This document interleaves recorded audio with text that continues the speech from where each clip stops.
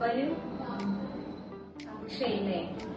എന്താ അക്ഷയുടെ പ്രശ്നം? നല്ല വാശിയാണ്. എപ്പോഴും ഫോണ് വേണം. അമ്മയാണ് വീട്ടിലവളെ നോക്കണം. അമ്മയ്ക്ക് ഹാൻഡിൽ ചെയ്യാൻ പറ്റുന്നില്ല. പക്ഷെ പിടിച്ച് കരഞ്ഞു കഴിഞ്ഞാൽ പിന്നെ അവൾ എന്തെങ്കിലും എടുത്ത് എറിയുക. അങ്ങനെ എന്താ മോൻ നോക്കാൻ വീട്ടിലാരല്ലേ?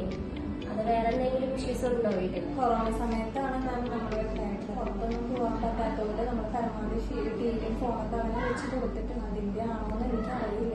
സ്ക്രീൻ ടൈം ഒക്കെ കൂടുതലായ കാരണമാണ് മോനിൽ ഇത്രയധികം വാശിയും ഇത്തരത്തിലുള്ള ബിഹേവിയേഴ്സ് ഒക്കെ കൂടുതൽ കാണുന്നത്. എന്തായാലും മോന് തെറാപ്പീസ് നമുക്ക് പ്രൊവൈഡ് ചെയ്യാം. തെറാപ്പിക്ക് കൊണ്ടുവരാൻ വീട്ടിൽ നിന്ന് ആരും ഇല്ല. ഇപ്പൊ വെക്കേഷനൊക്കെ അല്ലേ. അപ്പോ അത് എന്തെങ്കിലും ചെയ്യാൻ പറ്റും. ഇവിടെ വരുന്ന 170% അമ്മമാരുടെയും പ്രധാന കൺസേൺ ആണ് മക്കളുടെ അമിതമായ സ്ക്രീൻ ടൈം.